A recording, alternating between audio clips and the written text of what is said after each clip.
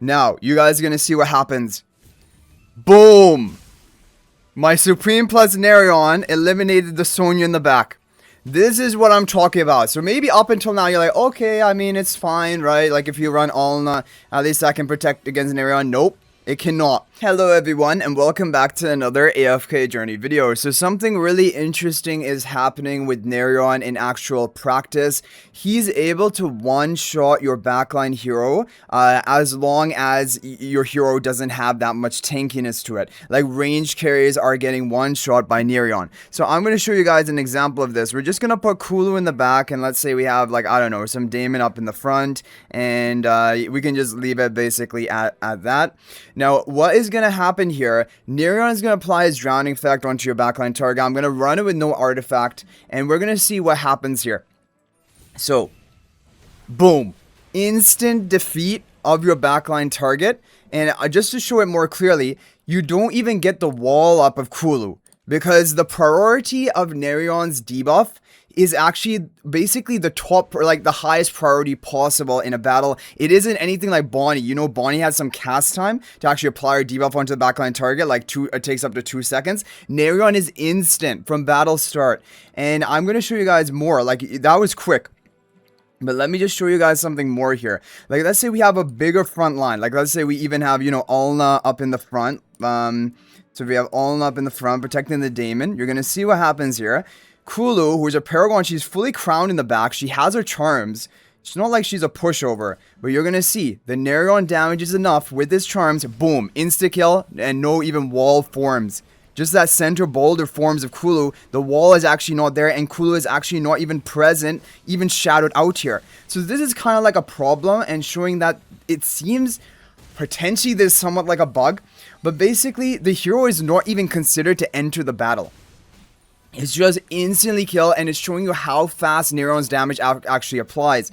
Now, what's even crazier is, I can't show this to you on defense, but when you're using Nerion on offense, it will even bypass Alna, protecting another carry in the back. So the only way I can actually I can't show you the one shot because I'm going to show you when I'm attacking in, I'm the one who gets the priority, which means my Alna is going to proc before the Nerion procs. But when I'm on defense, the offense always has a priority. They are the ones who get, if the equal priority skills, they're going to get it first. And then in that case, Nerion damage would actually proc before the Alna invincibility. So I have a replay of it that I can show you guys, but I'm hoping that maybe we can find someone who has an Alna on defense. But like most people don't have Alna on defense protecting the back line, right? Oh, here! Perfect, we have the example. Now, unfortunately, my Nerion is only Supreme Plus, so like he's not going to hit like a truck. I should get his charms, actually. His charms are big. Those also amplify his damage. We're going to talk about exactly what's happening, what is the skill actually allowing him to deal this damage. But this, I'm just first of all showing you like basically in practice what is happening with the Nerion. So let's craft these, and you know what, I'm going to have to try to refine them just to get as much as I can. We have plenty of resources, we can go ahead and do this. So Blast Charms are the way to go for him. They give him attack, they give him ultimate power. I don't have him Paragon upgraded, obviously, it is going to be a disadvantage. But perfect that Ragnarok is actually running the perfect defense for me to test this on. So when we go ahead and attack him now my Nerion may not be able to one-shot him, like that's very possible. However, the Nerion is going to get the damage off, and that will prove to you you're going to be able to bypass Alna. So what is going to be the best form of damage, basically, for this guy? It'll probably be Star Shower Spell, and then we have Nerion. We'll have Nerion buffed up as much as we possibly can. We can give him, like, the Celestial Hypogean Phantom, so we can have, like, you know, Gunner buffing him. We can have Alna buffing him. And then we can have we can have Twins buffing him, we can have the Phantom buffing him, and then we can have, like, what's another form of instant buff for our team? We can have Sleece also trying to buff him as well. Now, you guys are gonna see what happens. Boom! My Supreme plus Nerion eliminated the Sonya in the back. This is what I'm talking about. So maybe up until now you're like, okay, I mean, it's fine, right? Like if you run Alna, at least I can protect against Nerion. Nope. It cannot. Because when you're on offense, Nerion gets a higher priority. He's the one who, because he has the same, basically his skill, for whatever reason, has the same priority of casting in the fight as an Alna protection, which is like the top priority skill you have in the game. Watch it again. Supreme plus Nerion. Whoa, the battle didn't even begin. In the battle start screen, the hero is already eliminated before Alna can even cast. Now, when you're attacking on offense, it works as intended, like your Alna is protecting. But like basically what I'm saying right now is if this is not changed, and I don't know if it is going to be changed or not, this is really crazy. Because like, it's like, I know, like, when you are attacking on offense, Nerion's just able to nuke off whatever enemy he wants on the backline, even if they're protected by an Alna, and that is insane. So where exactly is this nuking damage coming from? Well, it is coming from his ultimate damage nuke. Now, this is a bad translation, I guess, of the English language again. It's saying that when an enemy has been infected under control effects, then they take this damage. But actually, how it's working is when the enemy is drowned, then they take this damage. And when you have ultimate power on him from like the blast charms like we have, you're going to get, rather than 350%, you're going to get another 140% added to it. So 490% attack multiplier and also 30% bonus damage to enemies who are drowned. So like it's a 490% attack multiplier with his high attack stat. And if you have him buffed up, you know, even higher. And then 30% boosted damage amplification onto that, and that is going to proc from the beginning of battle, because when a battle starts, Nerion applies a drowning effect to the remote enemy. And so this is the thing, when a battle starts, it's not like Bonnie's debuff that, you know, she has to cast it has to land, it can be interrupted by Mihura. No, it's like Nerion's like, before the battle even opens up, before like the battle start, basically animation is removed, before anyone even moves in the battle, boom, the hero's already dead. It's already applied. When you're on offense, this is like the #1 priority skill. It will nuke off anything that is basically nukeable in the back. And that is crazy. Like, honestly, I just feel bad because it's like when you have a hero like Bonnie, Citrana, why are they're so good heroes, but because they have a delay to cast, that is where they can be countered. Now, Nerion doesn't have any delay to cast, it's instant. And that is very hard to counter then. And I just feel like, you know, heroes should be kind of similar in that regard. Like, why does Nerion have such a big priority over other heroes who basically are casting same debuff type skills? So that is the thing.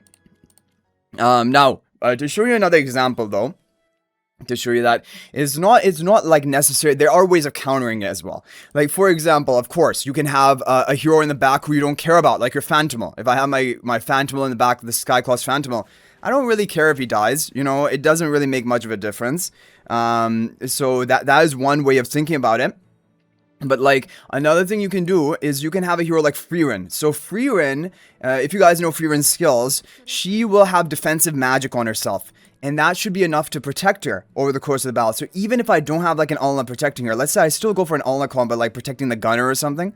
So I'll go for like a comp like, I'll go for a comp like this. Then we'll go for Himmel.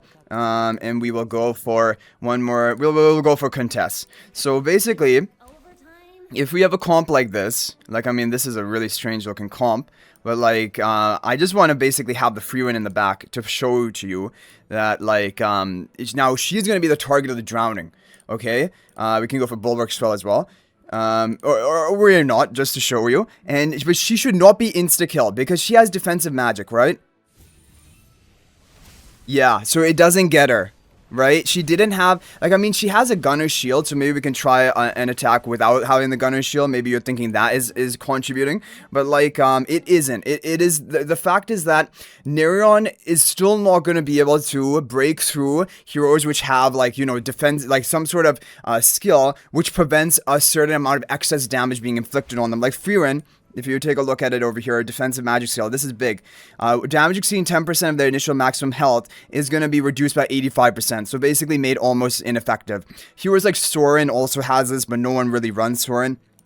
Let's say we're not running Gunner, and we run for another Celestial Hypogean. Don't know who else we could run here. Yeah, we can, let's just go for Dunlinger, I guess, and have it like this. Yeah, I don't know. Have it like this. Let's see what happens. So, without the gunner shield, it's still fine. Furin is taking it in the back. So, that is fine, right? But Kulu is not taking it. Kulu is not taking it, so I'll show you guys an example of that right now. It could also be the fact that maybe our artifact is also giving us the survival that we need. But let's say we have, you know, Kulu in the back over here. And is she also going to go down? Let's get rid of the artifact as well. I should have probably gotten rid of the artifact on the other runs as well. But let's see what happens here. Nope. Kulu doesn't survive. Kulu is dead, and she just has this. And I don't even know if this is a visual bug or what, because it does seem like the boulders are still here, but they're just not displaying. Like, because their center boulder still is there. It's just like a visual bug. But yeah, guys, this is basically how Nerion is working currently. It is, I mean, you guys can let me know your thoughts about this in the comment section. Like, personally, I think that, I think that this is just kind of, I mean, I feel like a hero that applies a debuff to enemies, it shouldn't be immediately like the top priority effect, because all other heroes that apply debuffs like Bonnie, like Citrana, they're delayed, right? They're not instant. Even Citrana's sparks onto allies, it's not instant. It can be interrupted by Mahira and things like that. And so, there's some cast time, there's some delay. There's no cast time for Nerion, it is instant.